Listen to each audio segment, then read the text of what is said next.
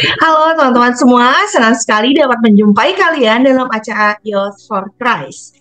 Renungan kita pada kali ini berjudul Mau Dididik, yang ditulis oleh Pendeta Hendrikus Agus Raharjo, yang didasarkan pada Amsal pasal 22 ayat 2 sampai 16. Mari teman-teman, sekarang kita akan berdoa terlebih dahulu. Kami percaya ya Bapak, dalam kesempatan ini kami selalu diberikan anugerah yang sungguh luar biasa, yaitu kehidupan. Dan saat ini kami hendak memakai kesempatan yang Tuhan berikan ini dengan membaca dan merenungkan firman Tuhan. Berkaryalah ya Bapa dalam hidup kami. Di dalam Kristus kami berdoa. Amin.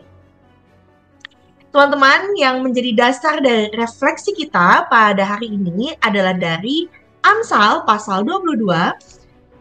Didiklah orang muda menurut jalan yang patut baginya. Maka pada masa tuanya pun ia tidak akan menyimpang dari jalan itu.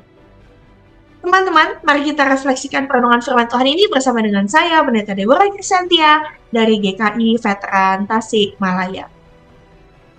Teman-teman, suatu hari seorang bocah ingin belajar yang namanya bela diri. Namun sang guru ini menolaknya karena ia masih terlalu kecil. Sang guru meminta agar ia kembali beberapa tahun kemudian. Itulah sebagian kisah dalam film Ip Man, ya, yang diterbitkan atau dikeluarkan pada tahun 2010. Dan film tersebut dibuat berdasarkan kisah nyata tentang bagaimana seorang bocah yang bernama Bruce Lee hendak belajar kepada guru Ip Man. Pada akhirnya, Ip Man mendidik Bruce dengan keras dan disiplin. Didikannya itulah yang membuat Bruce Lee menjadi ahli bela diri yang diakui oleh dunia. Teman-teman, pendidikan merupakan proses penting dalam membentuk seorang murid. Hal inilah yang diungkapkan oleh penulis Amsal dalam bacaan kita hari ini. Dan melalui pendidikan, seorang murid akan dibekali, dilatih, diuji agar dapat naik ke tingkat yang lebih tinggi. Semakin tinggi tingkatan pendidikan, makin banyak pula bekal yang diperoleh untuk menghadapi persoalan dan tantangan kehidupan. Sehingga dengan demikian, seorang murid yang baik akan menyediakan dirinya untuk dididik dengan cara dilatih agar mau terus belajar dan berusaha lebih baik saat menghadapi kegagalan. Dan melalui modal itulah sang murid akan berada di jalan yang benar dan hingga masa tuanya pun tidak akan menyimpang. Teman-teman dikasih Tuhan, pada saat ini kita mungkin sedang mengenyam pendidikan, ya, baik itu pendidikan formal di sekolah atau di universitas, maupun pendidikan informal seperti kursus, pelatihan, atau pekerjaan tertentu. Namun jangan lupa untuk mendapatkan pendidikan kerohanian.